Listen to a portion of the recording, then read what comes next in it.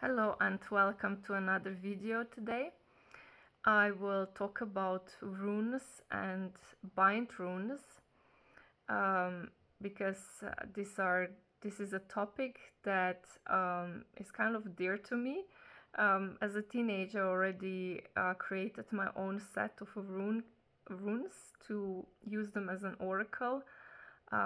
Sometimes periods when I use them for every day, trying to uh, give meaning to what was happening in my life. And also because I live now in the area where we have very strong Viking energy still present, because Viking settlement was in the area where I live. And therefore we have also still a lot of rune stones here around in the forests. The rune stones are actually a very practical thing, nothing magical about them. These are stones with carved signs and also the carved runes used as an alphabet in that case to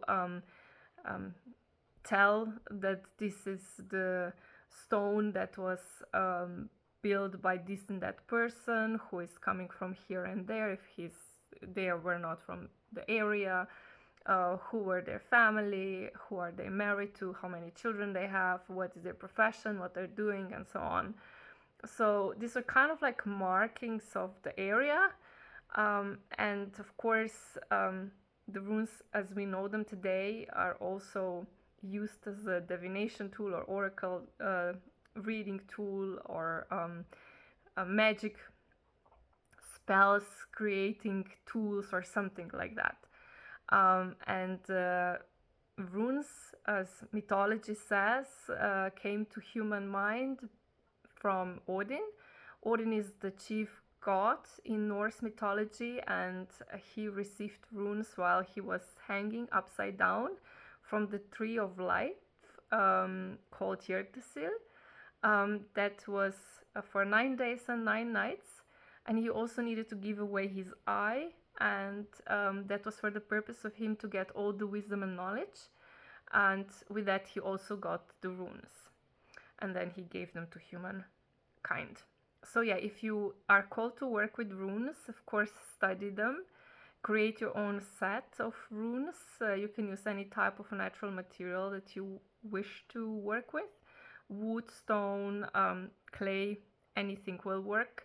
The important thing when you are creating your set of rune is that you put the right intention when you create them, and then you start using them on daily basis, so you get to know them. You also tune into them every day when you work with a particular rune to get more information and more ideas what they could mean. On the other hand, when you are ready then to work with signs based on runes, meaning that you start putting more runes together in order to create bind runes, which can then serve as protecting or protecting sign, or maybe a sign to attract something that you would like to attract in your life, so more as a magical tool. You can then also combine them together and use them as such.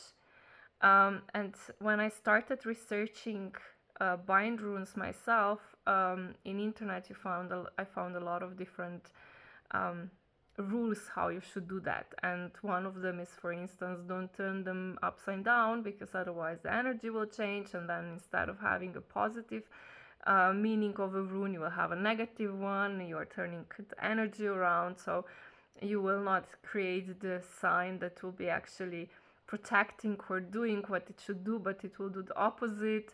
Then there were some other other rules, like don't use the negative runes, or the runes that have more negative meaning, and so on and so forth. So there were like these rules when I was like, I cannot really agree with this, because when I started creating my bind runes without knowing all these rules, I was guided to combine all possible runes together and also turning them upside down, and turning them in different directions, and so I was very confused. And that's why I started tuning into intuitively into runes, and also asking my guides what they have to say about it. And one of the questions was really like, can I turn them upside down when I created the bind runes? And their answer was kind of funny and goes back to the legend that I explained about Odin.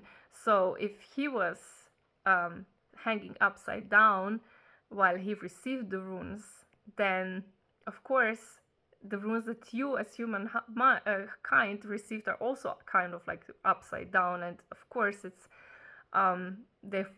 therefore really not important how you turn the runes. It's more about the intention when you create these runes, or the bind runes.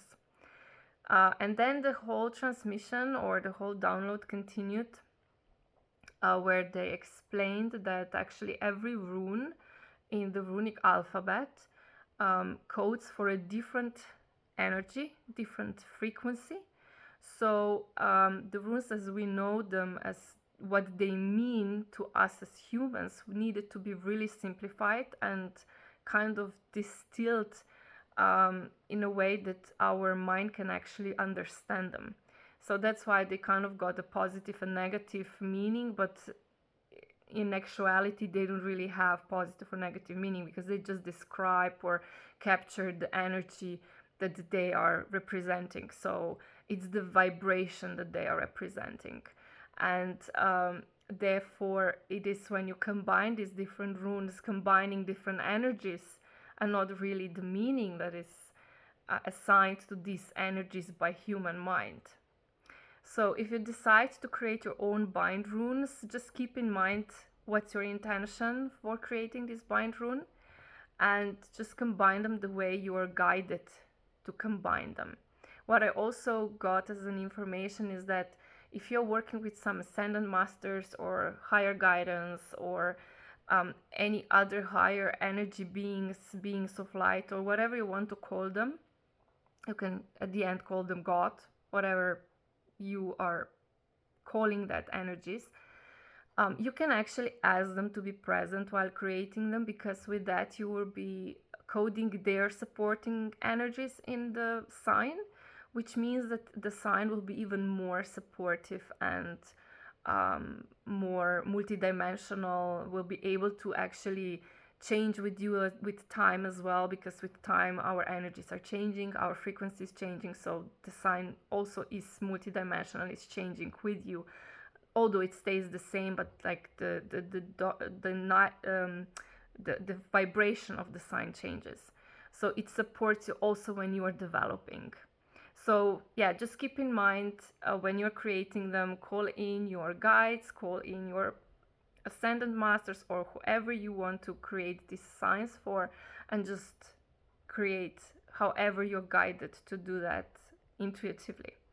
And this similar goes for creation of your first set of bind runes that you first set of normal runes, so single signs that you would like to use for oracle readings for yourself or for someone else.